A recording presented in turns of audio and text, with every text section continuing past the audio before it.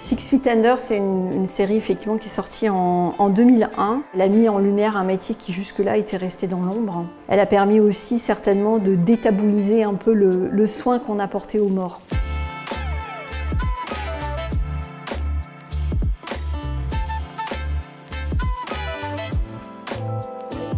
Le thanatopracteur n'est pas le croque-mort. Le croque-mort, c'est l'employé des pompes funèbres qui va être chargé de mettre le mort en cercueil et de l'accompagner jusqu'au cimetière. Aujourd'hui, c'est un terme qu'on n'utilise plus parce qu'il est assez péjoratif. À l'origine, c'est un terme qui est lié à la croyance qu'en fait, il fallait croquer soit l'orteil, soit l'oreille pour vérifier que le mort était bien mort.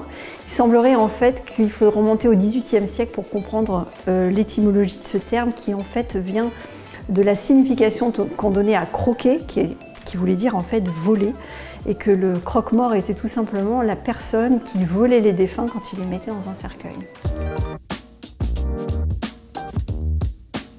Pour embaumer un corps de A à Z, il y a plusieurs étapes. On doit d'abord vérifier que le bracelet du défunt correspond bien au nom qu'on a sur sa fiche. Vérifier dans les papiers qu'on a bien l'autorisation pour faire le soin et qu'il n'y a pas d'obstacle médico-légal. Ensuite, on vérifie que les vêtements correspondent, qu'il n'y a pas de dentier à enlever ou à mettre et qu'il n'y a pas de prothèse cardiaque aussi à enlever. On passe ensuite à la phase 2 qui va être vraiment la préparation du thanato. Et ensuite, on va préparer le défunt. Il va d'abord falloir le mettre nu, le nettoyer s'il y a des choses à nettoyer et puis chercher à quel endroit on va lui injecter donc le fameux produit formolé qu'on va inciser en fait une artère. Généralement on prend la carotide ici. Bon, je vous passe quelques détails. Une fois qu'on a tout injecté, qu'on a tout ponctionné, on va refermer la suture, on mèche la bouche, le nez, éventuellement les voies basses s'il y a besoin.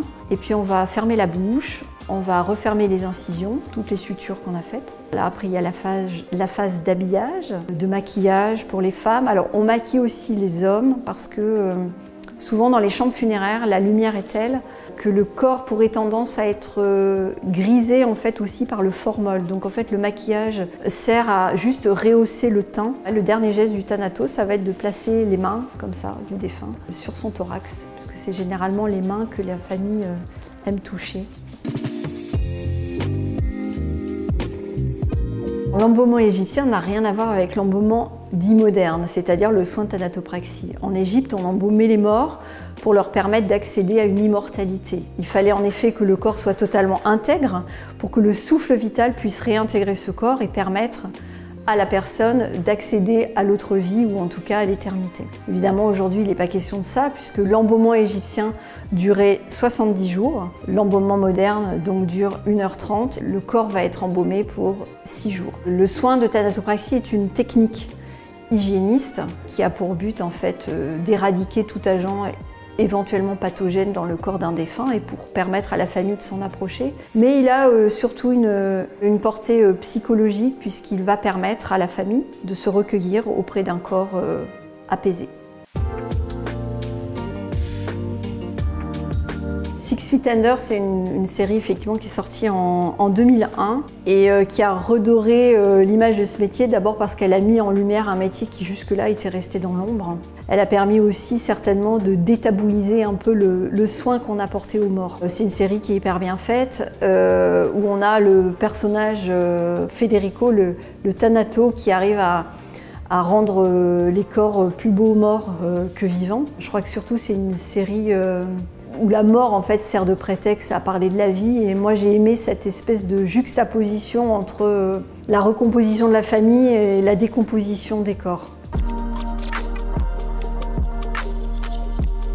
Fermer la bouche d'un mort, il y a plusieurs raisons. D'abord, c'est effectivement pour éviter le contact entre un agent pathogène que pourrait avoir le mort et les vivants qui voudraient s'approcher de lui, notamment pour l'embrasser. On ferme la bouche du mort aussi après avoir méché la trachée pour éviter toute remontée liquide, surtout quand le corps n'a eu qu'une toilette funéraire et pas un soin. Enfin, on ferme la bouche du mort pour éviter que toute mouche en vadrouille puisse aller déposer en fait sa cargaison d'œufs au fond de la cavité buccale. Moi, j'aurais peut-être tendance aussi à dire qu'on ferme la bouche des morts pour éviter que le mort dise aux vivants tout ce qu'il pense d'eux.